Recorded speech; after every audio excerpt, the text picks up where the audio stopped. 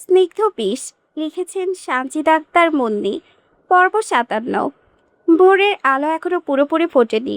জানালার সার্সি বেয়ে নেমে এসেছে রাতভর ঝরা বৃষ্টির শেষ ফোঁটাগুলো, টুপটুপ টুপটাপ করে। আজকের আকাশটাও সারা রাত কেটে কেটে ক্লান্ত হয়ে গিয়েছে। এখন শুধু শেষ কয়েকটা অশ্রু ঝরিয়ে দিচ্ছে এই বাড়িটার বুকে। ঘরের ভেতরটা অবছা ভেজা, মাটির সোতা গন্ধে ভারী হয়ে আছে। আর সেই গন্ধের সঙ্গে মিশে আছে এক অজানা আতঙ্কের নিঃশ্বাস। নাচা ধীরে ধীরে চোখ মেলে তাকায়, চোখের পাতাগুলো ভারী হয়ে মনে হচ্ছে কেউ গলিত সীসা ঢেলে দিয়েছে তার চোখের পাতায়। তার অবছা দৃষ্টির সামনেই প্রথমেই ভেসে ওঠে একটা মুখ, তৌসিরের মুখ। ঠিক তার মাথার কাছটায় বসে আছে তৌসির, চুল এলোমেলো, চোখ লাল, কপালে চিন্তার গভীর বাজ। মনে হচ্ছে সারা রাত এক ফোঁটাও ঘুমোয়নি। ঠোঁটের কোণে শুকিয়ে যাওয়া ও দিগের ছাপ, আর চোখের নিচে গাঢ় হয়ে আসা কালি বলে দিচ্ছে ভেতরে ভেতরে কতটা ঝড় বয়ে গিয়েছে তার ওপর দিয়ে। নাছার বুকটা ধক করে ওঠে। ওর বুকের ভেতরটা কেঁপে যায় অজানা একটা ভয়, যে ভয়ের কোনো নাম নেই, কোনো আকার নেই, শুধু আছে এক হিম শীতল অনুভূতি যা শিরা বেয়ে নেমে যায় পায়ের আঙ্গুল পর্যন্ত। নিজের ভেজা চুলে হাত পড়তে আটকে ওঠে সে। মেয়েটা কেন, কিভাবে? আঙ্গুলগুলো অবিশ্বাসে কাঁপতে থাকে নিজের চুলের ওপরে। ওর তো মনে হতে থাকে এই চুল তার নিজের নয়, অন্য কারো। ধরপড় করে উঠে বসতে চায় সে। তৌসির দ্রুত তার বাহু ধরে সামনে নেয়, আস্তে করে উঠতে সাহায্য করে। নাচার অবলার মতো চারিদিকে তাকায়। সামনে দাঁড়িয়ে আছেন বিবিজান। ওনার চোখ দুটো রাগে চলছে, যেন দাউ দাউ করছে জ্বলতে থাকা চুলোর ভেতরে থেকে ছিটকে আসা আগুনের ফুলকি। ঠোঁট চেপে ধরা, ওনার নাকের পাটা ফুলে উঠেছে নিঃশ্বাসের তালে তালে। বাহিরে এখন ফজরে আজান ভেসে আসছে। আসসালাতু খাইরুন মিনান নাওম। ভোরের বাতাসে মিশে গিয়েছে সেই সুর কাঁপিয়ে দিচ্ছে গোটা বাড়িটাকে। আসলে গতকাল রাতে নাচা যা যা দেখেছিল সবই ছিল তার ভ্রম, নিছকই ভ্রম। মানসিক চাপে তার অবস্থা এমন এক জায়গায় পৌঁছে গিয়েছে যে ভ্রম দেখতে দেখতে সে সত্যি সত্যি বাহিরে বেরিয়ে গিয়েছিল, নেমে গিয়েছিল পুকুরের ঠান্ডা জলে। মনে হয়েছিল তার কেউ তাকে ডাকছিল সেই জলের গভীর থেকে, একটা অচেনা অথচ অজানা কণ্ঠ। তার মনে হচ্ছিল সেখানে অপেক্ষা করছিল তার সব যন্ত্রণার অবসান, একটা অন্ধকার অচেত শান্ত পরিণতি। ভাগ্য ভালো, ঠিক সেই মুহূর্তে তৌসিরের ঘুম ভেঙে যায়। পাশে নাচাকে দেখে জানে হাতে নিয়ে ছুটে বেরিয়ে আসে সে। যখন বৃষ্টির ভেতরে চারিদিকে চোখ বুলাতেই দেখতে পাই পুকুরের পাড়ে বসে পড়ে আছে নাচার ওড়না, কাদায় মাখা ভেজা এলোমেলো এক টুকরো প্রাণহীন কাপড়, যা তার মালিককে ছেড়ে দিয়ে এসেছে ওই কালো জলের কাছে। বুকটা ছাদ করে ওঠে তৌসিরের। সে ওইদিকে ছুটে গিয়ে দেখে নাচা ডুবে যাচ্ছে আস্তে আস্তে। পানির উপর শুধু চুলগুলো ভেসে আছে কালো শ্যাওলার মতো ছড়িয়ে ছিটিয়ে। বারবার ডাকেও সাড়া পায় না সে। নাম ধরে চিৎকার করে, নাছা, নাছা। কিন্তু সেই ডাক বৃষ্টির শব্দে চাপা পড়ে যায়, হারিয়ে যায় ঝড়ো হাওয়ার দাপটে। শেষে যখন তৌসিরে ওকে টেনে তুলে আনে ততক্ষণে নাছা জ্ঞান হারিয়ে ফেলেছে। ঠোঁট নীল, হাত পায়ের বরফের মতো ঠান্ডা ছিল। তার বুকে কান পেতে শ্বাসের আভাস খুঁজছিল তৌসির। সে কয়েকটা সেকেন্ড তার কাছে মনে হয়েছিল কয়েক যুগ। তৌসিরের তো মনে হচ্ছিল গোটা একটা জীবন কেটে গেল সে সেই কয়েক মুহূর্তে। এতক্ষণ জ্ঞান ফিরেছে নাছার। বিবিচান তাতে দাঁত চেপে ওঠেন, কণ্ঠস্বরে ওনার বিষ মেশানো। মাগি, পেটের বাচ্চাটার মরার জন্য উঠে পড়ে লেগেছিস, যে মাঝরাতে গিয়ে পুকুরে ডুব দিয়েছিস? এ বলে তিনি নাছাকে মারতে এগিয়ে আসেন। তৌসির ছিটকে এসে নাছাকে নিজের বুকে টেনে নেয়, শক্ত করে আগলে রাখে। মনে হচ্ছে একটা ভাঙা পাখির ছানাকে আগলে রাখেছে কোনো শিকারির থাবা থেকে। হাত দিয়ে নাছাকে আড়াল করে সে বিবিচানকে বলে, আমি বোঝাচ্ছি, তুমি মাইরো না ওরে। বিবিচান বিবিচান এই কথা শুনে রেগে চিৎকার করে ওঠেন, তুই তুই এসবের লোকে খালি তুই দায়ী। ওরে লাই দিয়া মাথায় তুলছস খালি তুই। এ বলেই তিনি তড়িৎ গতিতে ঘর থেকে বেরিয়ে যান। নাচার শরীরটা বড় দুর্বল, গলা দিয়ে কথা সরছে না। তাও সে সর্বশক্ত জড়ো করে তৌসিরকে দূরে ঠেলে দিতে দিতে কেঁপে কেঁপে বলে, সরুন, ঘৃণা লাগছে আমার। তিনটে শব্দ বলল নাছা, অথচ প্রতিটি শব্দ এক একটা ছুরি, যা সরাসরি গিয়ে বিঁধে যায় তৌসিরের বুকে, গভীরে, আরও গভীরে, যেখানে রক্তও ঝরে না, শুধু একটি নিঃশব্দ যন্ত্রণা জমা হতে থাকে। তৌসির নাচাকে ছেড়ে দেয়। তার চোখের সেই নরম ভাবটা মুহূর্তেই উবে যায়। সেখানে জায়গায় নাই এক রুক্ষ পাথরের দৃষ্টি। সেই দৃষ্টি নাচার মুখের উপরে স্থির রেখে দাঁতে দাঁত চেপে সে বলে ওঠে, আমার বাচ্চার কোনো ক্ষতি হইলে সিনা তোমার সাওয়া ফায়রা ফেলম। অনেক বুঝাইছি, তারপরও তুই কোন দুঃখে রাইতে 12টায় পুকুরে মরতে গেলি? সাহস বেশি বেড়ে গেছে। শিক্ষা নাই, হয় নাই না? লাশ একটা দেখাই নাই, আরো দেখতে চাস? কথাগুলো শুনে নাচার সারা শরীর জ্বলে ওঠে। বুকের ভেতরটা মনে হচ্ছে প্রায় কেউ আগুন দিয়ে পুড়িয়ে দিচ্ছে। ধীরে, খুব ধীরে, ইঞ্চি ইঞ্চি করে। নাচের মন চাই অনেক কিছু বলতে, চিৎকার করতে, সব ভেঙে চুরমার করে দিতে। সে বলতে চাই, আমি তো মরতেই চেয়েছিলাম, আপনারা আমায় বাঁচিয়ে এনেছেন কেন? কিন্তু আফসোস, সে তা আর বলতে পারে না। দুর্বল লতার মতো বালিশে মাথা এলিয়ে দিয়ে অন্যদিকে মুখ ফিরিয়ে শুয়ে পড়ে সে। তার সারা শরীর ব্যথায় চনচন করছে, শরীরের প্রতিটা হাড় আলাদা আলাদা করে কাঁপছে নিজের নিজের ভাষায়। নাজা নিশ্চল হয়ে যায়, তার চোখের কোণ বেয়ে নিঃশব্দে গড়িয়ে পড়ে এক ফোঁটা পানি। তৌসির বোধহয় বুঝতে পারে নাজার অবস্থা, তাই আর কথা না বাড়িয়ে দ্রুত নিচে নেমে আসে। মাকে এক পাটে স্যুপ বানিয়ে দিতে বলে। মা স্যুপ বানিয়ে দিলে সেটা হাতে নিয়ে ছুটে আসে ঘরে। ঘরে ঢুকে দেখে নাচা ঠিক আগের মতোই পড়ে আছে, নিথর রূপে পাথরের মূর্তির মতো। শুধু মাঝে মাঝে ওর কাঠটা একটু কেঁপে উঠেছে, যা থেকে বোঝা যায় ওর ভিতরে এখনো কান্না চলছে নিঃশব্দে, একটা চাপা কান্না যা বাইরে আসলে চেয়েও আসতে পারছে না। তৌসি খাট পাশের ওপরে সুপের বাটিটা রেখে বলে, ওঠ, উঠে খাইয়া দে। নাচা কোনো উত্তর দেয় না। তৌসির এবার গলা ঠান্ডার স্বর এনে বলে, নাচা, আমারে জোর করতে বাধ্য করিস না, চুপচাপ উঠে বস। নাচা ছোট্ট করে জবাব দেয়, খাবো না এখন। তাইলে কখন খাবি? কথা কইতে পারতাছস না? ওঠ, ওইটা খা। নাচা সেই আগের মতোই বলে, খাবো না আমি এখন। তৌসিরা সহ্য করতে পারে না, নাচার কাছে গিয়ে ওকে টেনে তুলে বসিয়ে দেয়। নাচা নিজের শরীর থেকে তৌসিরের হাত সরিয়ে নিতে নিতে কেঁপে কেঁপে বলে, ছাড়ুন আমায়, ছুবেন না, ঘেন্না লাগে আমার আপনার ছোঁয়া। কথাগুলো প্রায় বাতাসে ভেসে এসে চাবুকের মতো আছড়ে পড়ে তৌসিরের গায়ে, কিন্তু সে সেই আঘাত গিলে নেয় যেমন সমুদ্র গিলে নেয় হাজারো নদীর পানি, অথচ মুখ ফুটে কিছু বলে না। তৌসির এবার কিছুটা ধমকে উঠে বলে, সাওয়া লাগে তোমার? বলে সুপের ট্রেটা নাচার দিকে এগিয়ে দেয়। নাচা বরাবরই সুপ অপছন্দ, আর এখন তো সেটা বিষ মনে হচ্ছে। বাটির ভেতর থেকে উঠে আসা ধোঁয়াটাও তার গলা চেপে ধরেছে, একটা অদৃশ্য ফাঁসের মতো। সে চুপ করে বসে থাকে, সুপে হাত দেয় না। তৌসির পুরো কুচকে জিজ্ঞেস করে, কি হইছে, খাস না কেন? নাচা ফিসফিসিয়ে বলে, খাবো না। তৌসির রাগ চড়চড় করে বাড়তে থাকে, তবুও নিজেকে কোনো মতো সামলে বলে, স্যুপ খাবি না? তাইলে অন্য কিছু দেব? না, খাবো না। খাইতে হইব, এনার্জি কেমনে পাবি? খাবো না। বারবার এক কথা শুনে এবার তৌসিরের ধৈর্যের বাঁধ ভেঙে যায়। সে ধমকে ওঠে, এক কথা বারবার চুদাইস না সিনা, নে খা তাড়াতাড়ি। নাচের ভেতরটা রাগে ফুঁসে ওঠে, সমস্ত শক্তি এক করে সুপের বাটিটা এক ঝটকায় ধাক্কা দিয়ে দিতে যায় সে। কিন্তু তার আগে তৌসির ট্রেটা নিজের হাতে তুলে নেয়। কণ্ঠ বরফের মতো ঠান্ডা একটা স্বর এনে বলে, খাবি না তো? তাহলে সারাদিন না খেয়েই থাকবি, বুঝে নিস। এ বলে তৌসির গটগট করে বেরিয়ে যায়। দরজাটা খোলাই থাকে। ঠিক তখনই বালিশের পাশে রাখা নাচার মোবাইলটা বেজে ওঠে। স্ক্রিনে নামটা দেখে তার বুকটা মোচড় দেয়। ফাইজান কল দিয়েছে। নাচা হতদন্ত হয়ে ফোনটা হাতে তুলে নিয়ে কানে চাপে। ওপাশ থেকে ফাইজানের চিন্তিত গলা ভেসে আসে, হ্যালো মনি, শুনছো? মাস্টার ভাইকে না পাওয়া যাচ্ছে না গতকাল থেকে। সবাই ধরে নিয়েছে, কেউ গুম করে ফেলেছে। আমরা অনেক খুঁজছি কিন্তু পাচ্ছি না। নাচার ভাতিজি ভাতিজা ভাগনা ভাগিনারা ওকে মনি বলেই ডাকে, আর বয়সে ছোট দাদা নানা মানে নাচার চাচাদের সবাই ডাকে ভাই। তা এই ছোট ছোট ডাকনামগুলোতে লুকিয়ে আছে গোটা একটা পরিবারের ভালোবাসার ইতিহাস, আর যে ইতিহাস এখন একটু একটু করে রক্তে ভিজে যাচ্ছে। মাস্টার চাচুর নামটা কানে যেতেই নাচার বুকটা মোচড়ে ওঠে। নিজের অজান্তেই ফুপিয়ে কেঁদে ওঠে সে, কারণ সে যে জানে তার চাচু আর নেই, কোনোদিন আর ফিরবে না। সে মুখটা, সেই হাসি মুখটা, সে শুধু স্মৃতিগুলোই থাকবে, আর কোথাও না। ফাইজান ওপাশ থেকে নাচের কান্নার শব্দ শুনতে পেয়ে নরম সুরে বলে, মনি, তুমি কেঁদো না, আল্লাহ ভরসা, দেখা যাক কি হয়। নাচা উত্তর দিতে পারে না, মুখ ফেটে কান্না আসছে তার, মুখ চেপে ধরে। নাক টেনে নিয়ে ফুপাতে ফুপাতে কোনো মতে সে বলে, আমি আমি কাঁদবো না।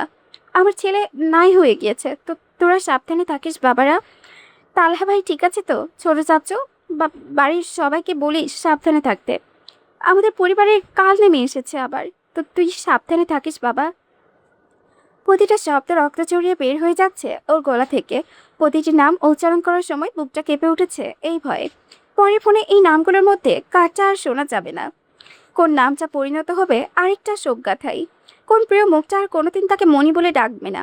ফাইজান নিজের মনিকে এভাবে ভেঙে পড়তে দেখে শান্ত করার চেষ্টা করে, মনি, রাতে তোমার দাদা শাশুড়ি ফোন করেছিল, বলেছেন তুমি নাকি প্রেগনেন্ট। তুমি এই অবস্থায় স্ট্রেস নিও না, আমরা তো তোমায় দেখতে যাব। সবাই এই ফোন করেছি, কিন্তু দেখো তো মাস্টার ভাইকে পাচ্ছি না। নাচা এ কথা শুনে একদম থ হয়ে যায়। তার মানে এই খবরটাও সবাই জেনে গিয়েছে, যে খবরটা সে নিজেও মেনে নিতে পারছে না। যে খবরটা তার কাছে একটা অনাহূত অভিশাপের মতো।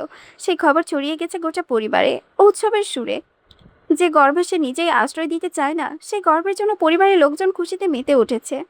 কি নিদারুণ পরিহাস তার নিয়তির। নাচা কোনো রকমে নিজেকে সামনে নিয়ে ছোট্ট গলায় বলে, শোন, এখন আসতে হবে না। মাস্টার চাচার খোঁজ কর সবাই। আর তুই একা একবার আসিস পারলে আমায় দেখতে, আমার শরীরও ভালো না। মাস্টার চাচার খোঁজ কর। এই ভয়াবহ মিথ্যাটা বলতে গিয়ে নাচার গলাটা কেঁপে ওঠে। কিন্তু কি করার আছে তার? এই মিথ্যাটা তাকে বলতেই হবে, নয়তো ওরা একে একে সবাইকে মেরে ফেলবে। ওই হায়নাগুলো যাদের হাতে তার চাচ্চুর রক্ত লেগে আছে, তারা থামবে না যতক্ষণ না পর্যন্ত পরিবার শেষ হয়। সত্যটা তার পরিবারের সর্বনাশ ডেকে আনবে, আর মিথ্যাটা শুধু তার নিজেকে আত্মাকে পোড়াবে। দুইয়ের মধ্যে দ্বিতীয়টাই বেছে নিতে হবে তাকে। বেছে নিতে হচ্ছে প্রতিদিন, প্রতি মুহূর্তে। ফাইজানুকে নিজের খেয়াল রাখতে বলে ফোনটা রেখে দেয়। নাচা ধীরে ধীরে ফোনটা নামিয়ে রাখে। তার হাত কাঁপছে, ঠোঁট কাঁপছে, তার বুকের ভেতরটা কাঁপছে। সমস্ত পৃথিবীটাই মনে হচ্ছে কাঁপছে তার চোখের সামনে, একটা ভূমিকম্পের মতো, যা শুধু সেই অনুভব করতে পারছে, আর কেউ না। এত যন্ত্রণা, এত যন্ত্রণা সে আর নিতেই পারছে না। হাঁটুতে মুখ গুজে চুলগুলো শক্ত করে আঁকড়ে ধরে ফুপিয়ে কেঁদে উঠেছে। কান্নার শব্দে কেঁপে ওঠে তার সরু কাঠ, ঠিক একটা ভাঙা ডালা ভাসা পাখির মতো। নাজার চুলের গোছা মুঠোয় ধরা, তার আঙ্গুলের ফাঁক দিয়ে গলে পড়েছে ভেজা চুল। আর তার সঙ্গে গালে পড়েছে এক অপ্রকাশ্য কান্না, যা পৃথিবীর কাছে অজানাই থেকে যাবে। আড়াল থেকে তৌসির সব শুনছে। দরজার ওপাশে দাঁড়িয়ে নিঃশ্বাস আটকে সব শুনছে, সব দেখছে। নাচের কলিজা পুড়ে যাওয়া যন্ত্রণা, ছটফট করা প্রতিটা নিঃশ্বাস, চাপা কান্নায় প্রতিটা ফোপানি, আঙ্গুলে আঁকড়ে ধরা চুলের প্রতিটি গোছা, সব ভালো করে দেখছে সে। অথচ দেখেও তার কিছু করার নেই। দরজার চৌকাঠে হাত রেখে মাথা নিচু করে দাঁড়িয়ে থাকে তৌসির। তার বুকের ভেতরটায় কোথাও একটা পাথর চাপা পড়ে আছে, যা সে কাউকে দেখাতে পারছে না। ভেতরের তৌসির আর বাহিরের তৌসির, এই দুই মানুষের মাঝে যে ফারাক, তা কেউ দেখতে পায় না। দেখতে পায় না, নাচাও হয়তো কোনোদিন দেখবেও না। হয়তো এই দুই তৌসিরের মাঝখানে দেওয়ালটা এতটাই পুরো, এতটাই অভেদ্য যে সেটা ভাঙার আগেই তাদের গল্পটা শেষ হয়ে যাবে। হয়তো এটাই ভাগ্যের নিষ্ঠুর রসিকতা। বেলা 11টা। আকাশের ঠিক মাঝখানে সূর্যটা এক প্রকাণ্ড আগুনের গোলা হয়ে ঝুলে আছে, যেখান থেকে অবিশ্রান্ত চলছে অসহ্য তপ্ত রোদের খরতাপ। শিকদার কুটিরের চারিপাশে প্রকৃতি আজ উত্তাপে খা খা করেছে। চারিদিকে বাতাস মনে হচ্ছে এক নিদারুণ আগুনের হোলকা। তীব্র গরমে গাছের একটা পাতাও নড়ছে না। পাখিরা ক্লান্তিতে গান ঘুমে নিঝুম হয়ে আছে। আর চারিপাশের বাতাস হঠাৎ স্তব্ধ হয়ে দাঁড়িয়েছে। এই রৌদ্রদগ্ধ বিস্তীর্ণ প্রান্তরের দিকে দূর থেকে তাকালে মনে হয় তৃষ্ণার্ত মাটি থেকে চিকে চিকে মরিচিকা কাঁপছে। এই তপ্ত পরিবেশে বুকের কুঠিরেই আদিগন্ত বাগানটাই তৌসির, ওয়াসেম আর ইয়াদ তিনজনে বসে আছে মুখোমুখি। মাঝখানে একটা পুরনো কাঠের টেবিল। কাঠের গায়ে বছরের পর বছরের ঘষা লেগে চকচকে হয়ে গিয়েছে কোথাও কোথাও। তার ওপর ছড়িয়ে আছে কিছু কাগজপত্র, দুটো চায়ের কাপ, যেগুলো কিছু অনেকক্ষণ ধরে কারো ঠোঁটে স্পর্শ পায়নি, যা ঠান্ডা হয়ে গায়ের স্বরে পাতলা পর্দা পড়েছে। প্রত্যেকের চোখে মুখে চিন্তার গভীর ছাপ, কপালের ভাঁজে জমে আছে পরিকল্পনার দুর্বহ ভার। তৌসির আঙ্গুল দিয়ে টেবিলের তাল ঠুকছে অজান্তেই। অস্থিরতা ছড়িয়ে পড়েছে তার আঙ্গুলের ডগা থেকে। ওয়াসিমের চোয়াল শক্ত, ভেতরের দাঁত কামড়ে রেখেছে কোনো অপ্রকাশ্য রাগে। আর ইয়াদ মাঝে মাঝে নিজের চুলে হাত বোলাচ্ছে অন্যমনস্কভাবে। মনে হবে হয়তোবা ওর চুলের ফাঁকে কোথাও লুকিয়ে আছে এই জটিল ধাঁধার সমাধান। অন্য পাশে বসে আছে নোহমান আর কেরামত, ব্যস্ত নিজেদের কাজে।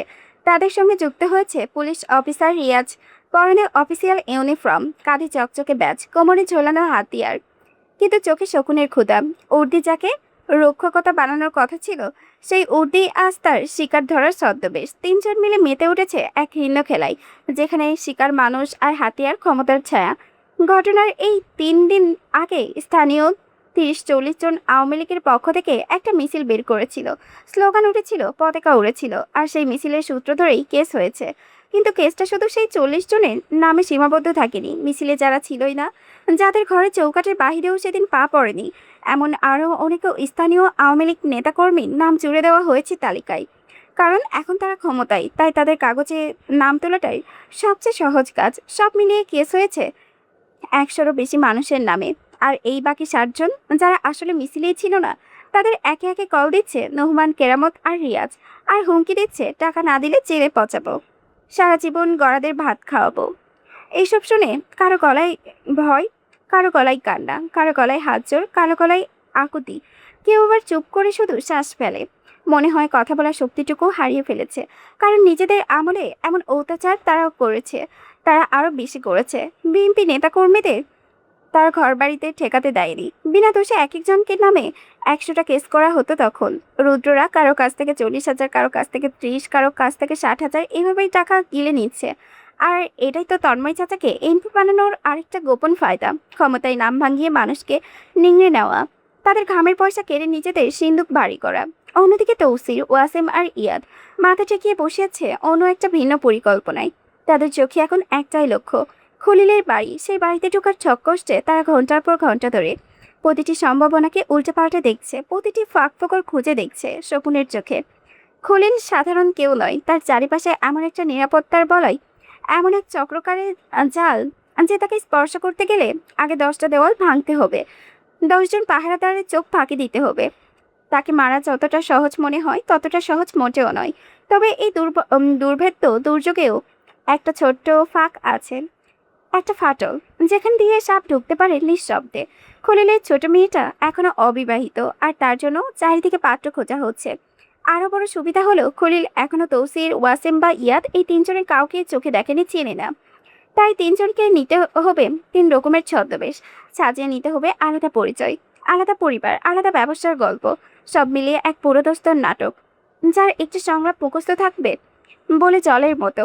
প্রতিটি অভিব্যক্তি হবে নিখুঁত, প্রতিটি হাসি, প্রতিটি দৃষ্টি, প্রতিটি কাজ ঝাঁকানো পর্যন্ত হিসাব করা হবে। তবেই ঢোকা যাবে সেই কেল্লাই। বিবেচান এই বুদ্ধিটাই দিয়েছেন, কারণ মাধ্যমে খলিলের মেয়ের জামাই হওয়ার সম্মত নিয়ে যেতে। বলা যতটা সহজ, করা ততটাই কঠিন, কারণ এটা এক কথায় প্রায় অসম্ভব এক কাজ। কারণটাও স্পষ্ট, তারা তিনজনই বিবাহিত।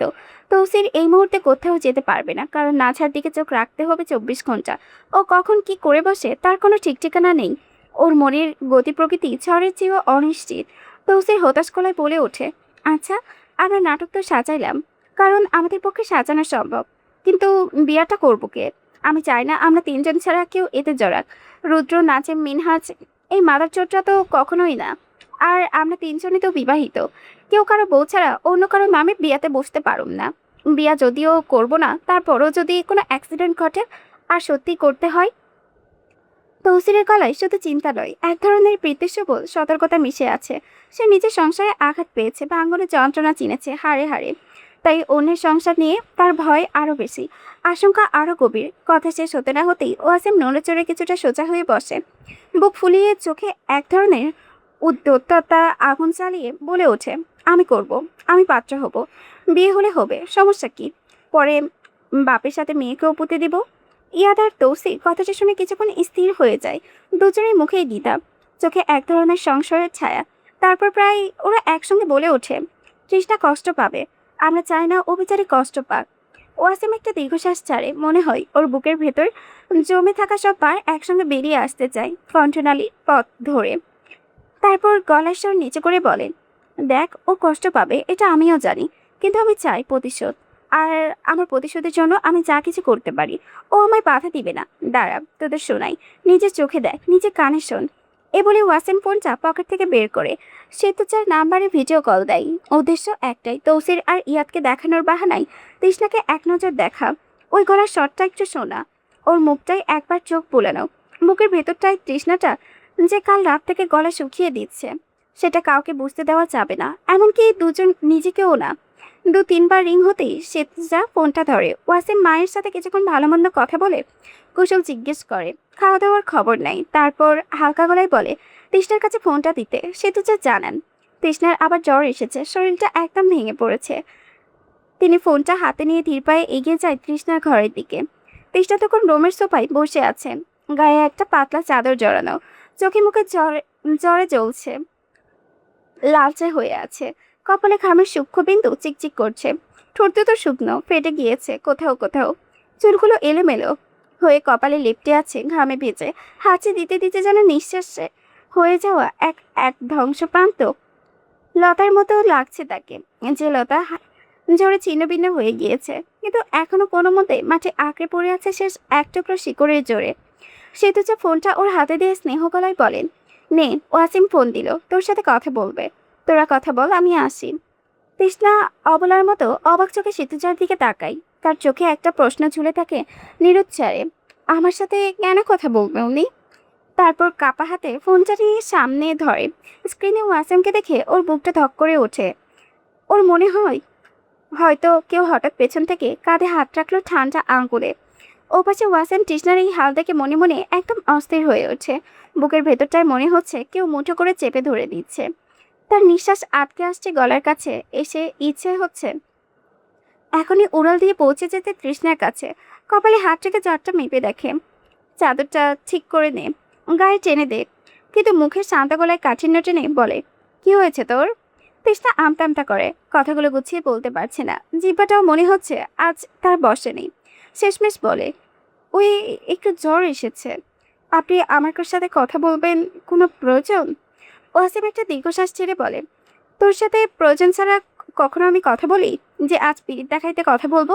শোন, তোকে একটা খুশির খবর দেই। তৃষ্ণা বিচলিত হয়ে বলে, কি? ওয়াসিম কিছুক্ষণ স্থির হয়ে বসে থাকে, ক্যামেরার দিকে তাকিয়ে থাকে। সে ঠিক করে প্রতিটি শব্দ মেপে মেপে বলবে, একটা ভুল উচ্চারণও যেন না হয়। তারপর ধীরে ধীরে বলেন, আমি বাংলাদেশ থেকে গিয়ে একটা বিয়ে করব। মেয়ে পছন্দ করে রেখে এসেছি, তোকে বললাম, কাউকে বলিস না। কথাটা শুনে তৃষ্ণার কলিজাটা মনে হয় কেউ ধারালো ছুরি দিয়ে এফর ওপর করে দিল। ওর বুকের ভেতরে মুচড়ে উঠল এক অসহ্য যন্ত্রণায়। এক মুহূর্তের জন্য মনে হলো শ্বাসটাই বুঝে বন্ধ হয়ে গেছে। ওর চোখের সামনে পৃথিবীটাই, নিঃশ্বাসটাই এক মুহূর্তের জন্য কেঁপে উঠল। একবার থিতু হলো ধীরে ধীরে, তবু ক্ষীণ গলায় কোনো মতো নিজেকে সামনে নিয়ে তৃষ্ণা বলে, ও কবে আসবেন? আমি কি ঘরটা ছেড়ে দেব? যা ইচ্ছে কর। শোন, শুধু মনে রাখিস, আমি বিয়ে করার পর তুই বাড়িতে থাকতে পারবি না। তৃষ্ণা বাথরুমের মতো মাথা নাড়ায়। আচ্ছা, আমি চলে যাব। এই উত্তরটা শুনে ওয়াসিম হঠাৎ আগুনের মতো জ্বলে ওঠে। ভেতরে কোথাও একটা বারুদের ফুলকি লাগে। ওয়াসিম তো প্রায় চিৎকার করে ওঠে, এই বান্ধির বাচ্চা, কই যাবি তুই? যে বললেই চলে যাব। তৃষ্ণা ওয়াসিমের কথাই ব্যথাতুর হাসি হাসে। সেই হাসিতে কোনো আনন্দ নেই, আছে শুধু একটা জীবনব্যাপী ক্লান্তির চাপ। এক যুগের অপমান জমে জমে যে হাসির ঠোঁটের কোণে পাথর হয়ে গেছে। ও নির্লাস গলায় বলল, সে আমি রাস্তায় থেকেই যাব। আমাদের মতো মানুষের জন্য রাস্তায় একদম ঠিক আছে। হ্যাঁ থাকবি তো, তুই তো ওখানকারই মানুষ। যা থাক গিয়ে, রাখ ফোন। এই বলে ওয়াসিম ফোনটা কেটে দেয়। কাটার পরও কিছুক্ষণ স্ক্রিনের দিকে তাকিয়ে থাকে। ওর মনে হয় ও পাশে কেউ এখনো আছে। ওর চোখে স্ক্রিনে কালো আয়নায় তৃষ্ণার সেই ভেঙে পড়া মুখটা এখনো ভাসছে। ফোন কেটে ওয়াসিম, তৃষ্ণা, তৌসির আর রিয়াদের দিকে তাকাই। মুখে এক ধরনের কৃত্রিম নির্লিপ্ততা টেনে বলে, দেখলি তো, ওর পরোয়া না করাই ভালো। আমি বিয়ে করলেও ও যাবা না। বিয়ের সময় যদি চলে যায় তো গেল, আর যদি না যাই তাহলে ওকে আমি রানীর মতো রাখবো। বলে দিলাম, তোদের দেখিস। কথাটা শুনে তৌসির ভাবলেশীন মুখে কিছুক্ষণ ওয়াসিমের দিকে তাকিয়ে থাকে। তারপর একটু ঝুঁকে এসে গলার স্বরে এক ধরনের তিক্ত অভিজ্ঞতার ভার মিশিয়ে বলে ওঠে, সময় থাকতে মূল্য দে ওয়াসিম, হারিয়ে গেলে সব শেষ হয়ে যায়। এই দেখ, আমার একটা ভুল, আমার সোনার সংসারটা কেমন ধ্বংস হয়ে গেল। যে আমার জন্য নিজের পরিবার ছেড়েছে, তাকে আমি এত বড় যন্ত্রণা দিলাম। না যা বিশ্বাসঘাতক না করে, না রে, ভুলটা আমার, আমি বুঝিনি।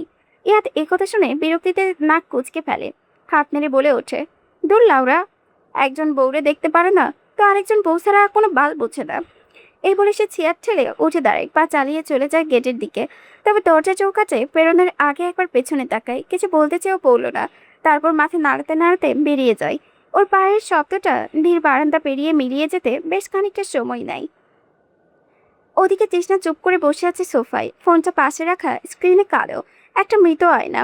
জ্বরে শরীর কাঁপছে, কিন্তু মনের ভেতরে কাঁপুনিটা আরও প্রবল, আরও গভীর। যে কাঁপুনি কোনো ঔষধের সারে না, কোনো চাদরে চাপা পড়ে না। মনে মনে একটা স্নান হাসি হাসছে সে, কারণ ও তো জানতোই এমন একদিনে হবেই কিছু একটা। ও জানতো ওয়াসিমের মতো মানুষ ওর সাথে একজনকে কোনোদিনই আঁকড়ে ধরে রাখবে না। যেমন আকাশ কখনো ধুলোকে বুকে তুলে নেয় না, তবু কষ্ট হচ্ছে, ভীষণ কষ্ট হচ্ছে তার। বুকের ভেতরে মনে হচ্ছে কেউ একটা বরফের ছুরি চালিয়ে দিয়েছে, আর সেই ক্ষত থেকে রক্ত ঝরছে, নীরবে অশ্রু ঝরছে। তৃষ্ণার চোখ দিয়ে অঝরে পানি পড়ছে, গাল বেয়ে নেমে আসছে চিবুকে, তারপর চাদরে ভিজিয়ে দিচ্ছে চাদরের কোণার ধীরে ধীরে। কিন্তু তার মুখে কোনো শব্দ নেই, কোনো ডাক নেই, কোনো হাহাকার নেই। ও মনে মনে ঠিক করে নিচ্ছে যেদিন নতুন বউ আনতে ওয়াসিম বের হবে, সেদিন সেও বেরিয়ে যাবে বাড়ি থেকে। আর একটা মুহূর্তও থাকবে না এখানে, এক পাও ফেলবে না এই চৌকাঠে। ভিক্ষা করবে রাস্তায় রাস্তায়, ক্ষুধার্ত হয়ে গাছের নিচে শুয়ে রাত কাটাবে, কুকুরের সাথে এক টুকরো রুটি ভাগ করে খাবে। তাও এই বাড়ির চৌকাঠে আর ছোবে না। যেখানে নিজের অস্তিত্বটাই অপ্রয়োজনীয়, সেখানে নিজের নিঃশ্বাসটাও নেওয়ার অন্যের দয়ার দান, সেখানে দয়ার ভাত খাওয়ার চেয়ে রাস্তায় ধুলো ভালো, অনেক ভালো। এইদিকে ওয়াসিম ইয়াদের পেছনে পেছনে উঠে বাড়িতে আসে, এসে নিজের রুমে আসে, দরজা বন্ধ করে আবার মায়ের ফোনে কল দেয়। গলায় এবার একটু কোমলতা মেশানো, একটু আগে সেই কাঠখট্টা স্বরে কোনো চিহ্নই নেই। মাকে বলে এই ফোনটা যেন আপাতত তৃষ্ণাকে দিয়ে দেন, আর তিনি অন্য একটা ফোন চালান কিছুদিন। সে তো যত মনে মনে চানই যে ওয়াসিম যাতে তৃষ্ণাকে ভালোবাসে, ওকে আপন করে নাই, এই ভাঙাচোরা সংসারটাকে নতুন করে সাজাই। তাই ছেলের এই অনুরোধে তিনি ভেতরে ভেতরে খুশি হলেন। ফোনটা নিয়ে আবার তৃষ্ণার কাছে যান, মৃদু হাসি মুখে এনে ওকে বলে এই কয়দিন এটা তোর কাছে রাখ। ওয়াসিম বলল। তৃষ্ণা কিছু না বলে মাথা নাড়িয়ে ফোনটা হাতে নেয়। বুঝে উঠতে পারে না ওয়াসিমের মনে আসলে কি চলছে, কোন খেলার দান কোথায় বসাচ্ছে সে। কিছুক্ষণ পর ফোনটা বেজে ওঠে। ওয়াসিম ভিডিও কল দিয়েছে। তৃষ্ণা প্রথমে ধরে না, ফোনটার দিকে তাকিয়ে থাকে শুধু। দ্বিতীয়বার বাজলে অনিচ্ছা সত্ত্বেও ধরে।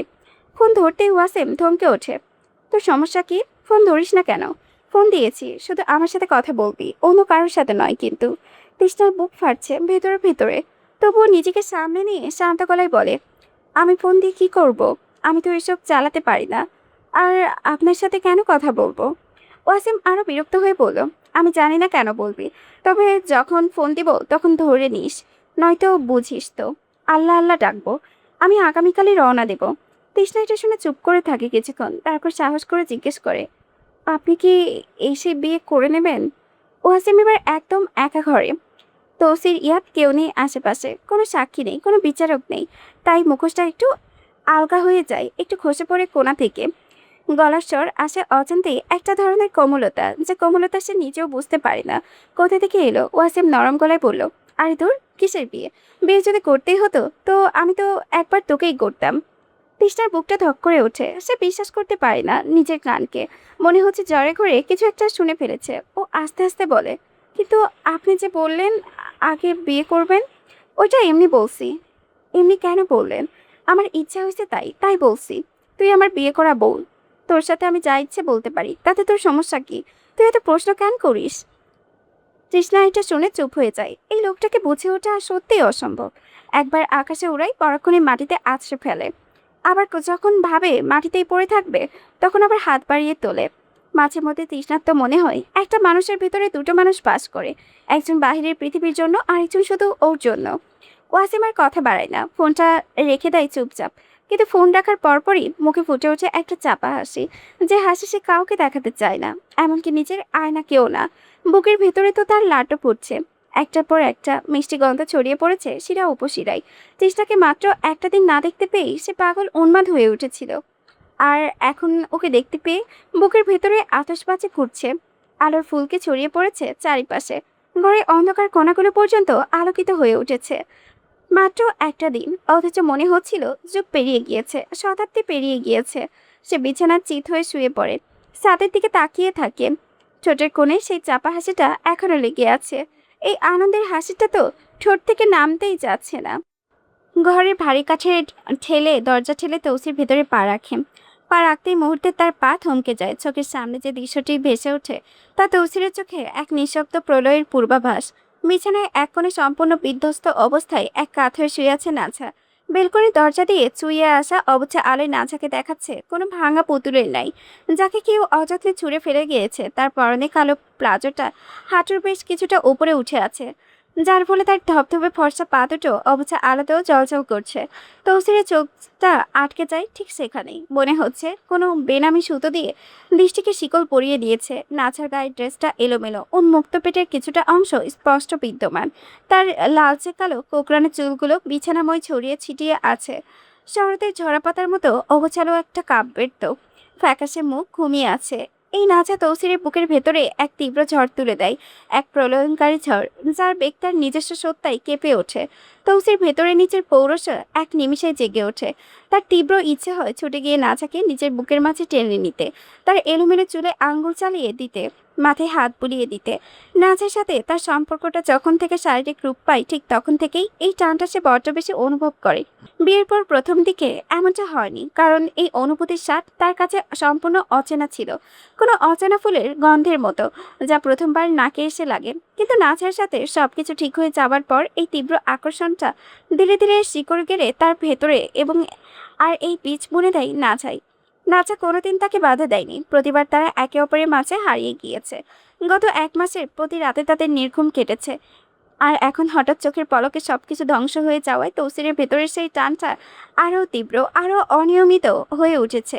তবে এই তীব্রতার পরিধি এখন শুধুই নাচাকে নিজের বুকের মাঝে জড়িয়ে ধরা আর তার চুলে হাত বুলিয়ে দেওয়ার মাঝে সীমাবদ্ধ। তৌসির ধীর পায়ে এগিয়ে গিয়ে নাচার সামনে দাঁড়ায়, তারপর নিঃশব্দে মেঝেতে হাঁটু মুড়ে বসে আলতো হাতে নাচের গালে নিজের হাতটা রাখে সে। এতটাই সাবধানে যে মনে হচ্ছে একটু চাপ পড়লেই নাচার ভেঙে গুড়িয়ে যাবে। ধীরে ধীরে তৌসির নিচে নাক ডুবিয়ে দেয় নাচার নরম গালে, ঠোঁট দুটো চেপে ধরে নাচার স্পর্শকাতর ত্বকে। এক গভীর শান্তির নিঃশ্বাস নেয় সে, ঠিক যেন বহুদিন পর কোনো তৃষ্ণার্ত প্রতীক শীতল জলে সন্ধান পায়। তৌসিরের ভেতরটা কাঁপতে থাকে। ঠিক তখনই নাচার চোখের পাতা কেঁপে ওঠে। ধীরে ধীরে চোখ খুলে সে। শুরুতে ঘুমের ঘোরে কি হচ্ছে তার ঠিক সে বুঝে উঠতে পারে না। চেতনা তার কুয়াশার চাদর ছড়িয়ে ফিরে আসতে চায় সময় নিতে, কিন্তু কয়েক সেকেন্ডের মাথায় যখন সে বুঝতে পারে তৌসির তার গালে চুমু খাচ্ছে, তখন তার ঘুম চড়ানো চোখে ধপ করে জ্বলে ওঠে আগুন। ঘৃণায় আর আক্রোশে চিৎকার করে উঠে সে। এক ঝটকায় তৌসিরের হাত সরিয়ে দিয়ে বলে, আমাকে কেন স্পর্শ করছেন? একটা খুনি আপনি। আমার ঘেন্না লাগে তো থাকতে দিন না আমার মতো আমায়। তৌসির কোনো জবাব দেয় না, শুধু বিছানায় নাচার ঠিক পাশেরটা বসে পড়ে। নাচা তড়িৎ বেগে উঠে বসে, নিজের প্লাজোটা তড়িঘড়ি করে টেনে নিচে নামিয়ে কিছুটা দূরত্ব বজায় রেখে সে খুব উগরে দেয় সে। ছবির না আমায়, ঘৃণা লাগে আমার, ঘৃণা করি আমি আপনাকে। আপনি কেন বুঝতে পারেন না যে আপনি একটা জানোয়ার? এই শুনে তৌসির কিছু একটা বলতে যাবে, ঠোঁট নড়ে ওঠে তার, কিন্তু শব্দ আকার পাওয়ার আগেই ঘরে দরজা ধাক্কা দিয়ে খেয়ে খুলে যায়। ভেতরে প্রবেশ করেন বিবিজান, তার হাতে একটা ওষুধের কৌটা। তিনি ওষুধটা তৌসিরের হাতে বাড়িয়ে দিয়ে বিষাক্ত চোখে তাকান নাচার দিকে। সেই দৃষ্টিতে বিষাক্ত সাপের হিংস্রতা নিয়ে বলেন, যদি তুই আমার নাতির ইচ্ছে পূরণ না করিস তাহলে তোর খবর আছে। ভালো করেই তো বুঝতে পারতাছিস আমি কি করুম।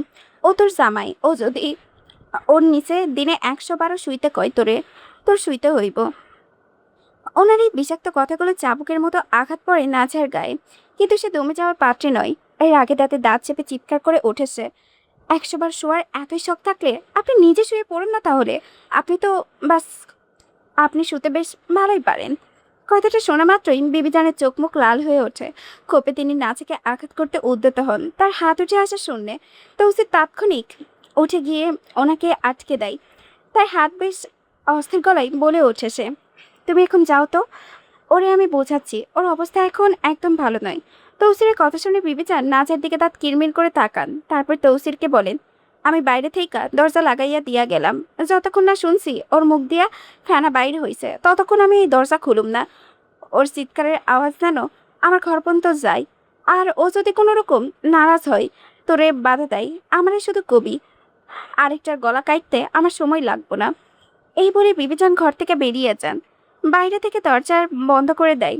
দরজা বন্ধ হওয়ার শব্দের প্রতিধ্বনি মিলিয়ে যেতে নাচা তৌসিরের দিকে তাকায়। তার চোখে এখন আর কোনো ভয় নেই, শুধু এক ধ্বংসাত্মক রাগ। নিজের গায়ের ড্রেসটা সে দু হাতে টেনে ছিঁড়ে শরীর থেকে আলাদা করে ফেলে এক ঝটকায়। সে ছিন্ন ভিন্ন কাপড়ের টুকরোগুলো বিছানায় পড়ে পড়ে থাকে একটা পরাজিত পতাকার মতো। তারপর নাচা চিৎকার করে কেঁদে ওঠে।